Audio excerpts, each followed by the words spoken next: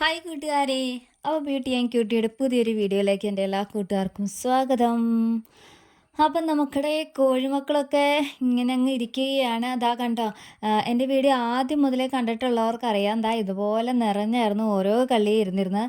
പക്ഷേ ഇതിപ്പോൾ ഇങ്ങോട്ട് പോകും തോറും താണ്ടെ എണ്ണം കുറഞ്ഞ് കുറഞ്ഞ് വന്ന് ലാസ്റ്റ് കള്ളി ആയപ്പോഴത്തേക്കും ദേ ഏകദേശം കാലിയാകാറായിട്ടുണ്ട് കേട്ടോ. ആകെ 3 എണ്ണമാണ് ഇനി ആ കള്ളിയിലുള്ളൂ. ദേ കണ്ടോ, ഈ 3 ഉള്ളൂ. ഇത് ശരിക്കും 2 ഉണ്ടായുള്ളൂ. ഞാൻ വേറൊരു കള്ളീന്ന് ഈ തൂവല് കണ്ടോ? ഇതും കൂടെ തൂവല് ദാ ബാക്കിൽ പോയേക്കുന്നത് കണ്ടോ? ഇങ്ങനെയുള്ളവരെയാണ് കൂടുതലും ആക്രമിക്കാനായിട്ട് ഒരു പോസിബിലിറ്റി കൂടുതലുള്ളത്. തൂവലുള്ളതിനെ ആക്രമിക്കില്ല എന്നല്ലാട്ടോ ഞാൻ പറയുന്നത്. അധികവും ഇങ്ങനെ തൂവലില്ലാത്തവർ മുട്ടയിട്ട് കഴിയുമ്പോഴത്തേക്കും ചിലപ്പോഴെങ്കിൽ അതുങ്ങടെ അവിടെ ചോരയൊക്കെ വന്നിട്ടേ ആ ചോരയിൽ കൊത്തി കൊത്തിയാണ് കേട്ടോ ഇതുങ്ങൾ പിന്നീട് ഇത് വലുതാവുകയും പിന്നെ ചത്തുപോവുകയൊക്കെ ചെയ്യുന്നത്. അങ്ങനെ ഒരു പോസിബിലിറ്റി വരുന്നത്. അപ്പോൾ ഇനി കോഴി വളർത്തുന്ന അതായത് BV380 കോഴിയാണ് കേട്ടോ ഇത്. അപ്പോൾ വേറെ ഗ്രാമശ്രീയ നാടൻ കോഴികൾക്കൊക്കെ ഈ ഒരു വിഷയം ഉണ്ടോ എന്ന് എനിക്ക് അറിയാൻ പാടില്ല. നമുക്കിടെ BV380 ആണ് കേട്ടോ. അപ്പോൾ അങ്ങനെയുള്ള കോഴികളാണ് ഇങ്ങനെ കൂട്ടി തന്നെയിട്ട് വളർത്തുന്നതുകൊണ്ട് തന്നെ ഇവർക്ക് പുറത്തേക്കൊന്നും ഇറങ്ങാൻ ഒരിതില്ലല്ലോ. അതുകൊണ്ടാണ് ഇവർ പരസ്പരം അങ്ങോട്ടും ഇങ്ങോട്ടും കൊത്തിച്ചാകുന്നതൊക്കെ ചെയ്യുന്നത്.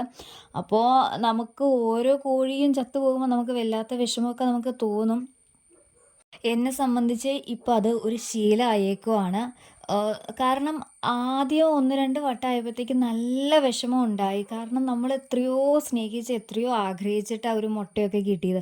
ആ മുട്ടയിട്ട് തുടങ്ങി 1 മാസം കഴിഞ്ഞപ്പോഴത്തേക്കും ചത്തുപോവുക എന്ന് പറയുമ്പോഴത്തേക്കും അത് എത്രത്തോളം വിഷമമുള്ളൊരു കാര്യമാണ്.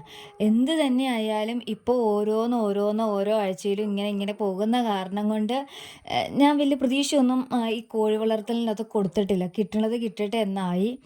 കോഴി മേടിച്ച സമയത്ത് ഒരുപാട് സ്വപ്നമൊക്കെ കണ്ടിട്ടാണല്ലോ നമ്മൾ കോഴീനെയൊക്കെ മേടിച്ചത്. അപ്പോൾ ഈ കൂടൊക്കെ മേടിച്ചവർക്കറിയാം എത്ര രൂപ കൊടുത്തിട്ടായിരിക്കും നമ്മൾ ഈ കൂടൊക്കെ ഒന്ന് മേടിച്ചതെന്നുള്ളത്. അപ്പോൾ അപ്പം മുട്ട ഇപ്പോൾ 25 കോഴീനെ ഞാൻ മേടിച്ചു. അപ്പോൾ ആ 25 മുട്ടയും കാൽക്കുലേറ്റ് ചെയ്ത് എങ്ങനെ നമുക്കുണ്ടായ ആ ചിലവ് നമുക്കെങ്ങനെ തിരിച്ച് പിടിക്കാം, നമുക്ക് ലാഭമാണോ നഷ്ടമാണോ എന്നൊക്കെ കണക്ക് കൂട്ടിയിട്ട് തുടങ്ങിയതാണ് സത്യം പറഞ്ഞാൽ നമുക്കിടെ ഈ കോഴി വളർത്തൽ. പക്ഷെ അത് ബിഗ് സീറോ എന്ന ലെവലിലേക്ക് പോകാറായിട്ടുണ്ട്. സാരമില്ല, കാരണം എനിക്കിതൊന്നും പുത്തിരിയല്ല. ഓക്കെ, അപ്പോൾ ഇതാണ് നമുക്കിടെ കോഴി വിശേഷങ്ങൾ പറയാനുള്ളത്. പിന്നെ ചിലരൊക്കെ പറയുന്നുണ്ട് എന്നെ ഇറച്ചിയിട്ട് കൊടുക്കാനായിട്ട് എനിക്കൊരു കമൻറ്റ് വന്നായിരുന്നു കേട്ടോ. അപ്പോൾ ആർക്കെങ്കിലും ഇതുപോലുള്ള ദുരനുഭവങ്ങൾ ഉണ്ടെങ്കിൽ അവർക്കും കൂടി ഉപകാരമാവട്ടെ എന്ന് കരുതിയിട്ട് ഞാൻ പറയുന്നതാണ്. ഇറച്ചിയിട്ട് കൊടുക്കാം. അതുപോലെ തന്നെ ഒരു മരുന്നുണ്ട് കേട്ടോ, ഞാൻ കാണിച്ചു തരാമേ. ടോപ്പിക്യൂർ എന്നാണ് ഇതിൻ്റെ പേര് പറഞ്ഞേക്കുന്നത്. അതായത് മൂടുചീയൽ എന്ന രോഗം കാഷ്ടമൊക്കെ വന്നിരുന്നിട്ട് ഞാൻ ഒരു വീഡിയോയിൽ ചെയ്തിരുന്നു. അപ്പോൾ അതിൻ്റെ പ്രതിവിധി അന്വേഷിച്ചപ്പോൾ കണ്ടതാണ് ഈ ടോപ്പിക്യൂർ എന്ന ഒരു മരുന്ന്. അപ്പോൾ മൂടുചീയൽ എന്ന രോഗം ഉണ്ടാവുകയാണെങ്കിൽ ഇതൊന്ന് സ്പ്രേ ചെയ്ത്, അതായത് കോഴിയുടെ ബാക്ക് സൈഡ് ഒന്ന് ക്ലീൻ ചെയ്ത് കൊടുത്തതിന് ശേഷം ഇതൊന്ന് സ്പ്രേ ചെയ്ത് കൊടുത്താൽ മാത്രം മതി കേട്ടോ.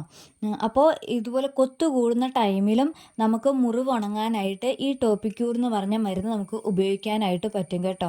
അപ്പോൾ കോഴി വളർത്തുന്നവർ എങ്ങാനും കുത്തുകൂടുന്ന ഒരു സിറ്റുവേഷൻ വന്നാൽ ഈ കാര്യങ്ങളൊക്കെ ചെയ്യാം. ഒന്നല്ലെങ്കിൽ ഇറച്ചിയുടെ കഷ്ണങ്ങൾ വേവിച്ച് അതുങ്ങൾക്ക് കഴിക്കാനായിട്ട് കൊടുക്കാം.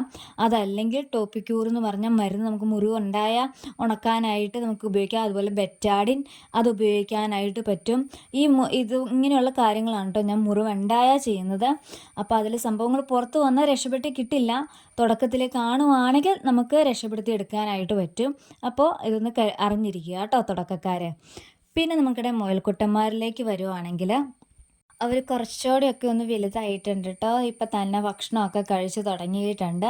അപ്പോൾ രാവിലത്തെ ഭക്ഷണമൊക്കെ കഴിച്ചിട്ട് ഇതാ അവരിങ്ങനെ റെസ്റ്റ് എടുക്കുവാണ് കേട്ടോ.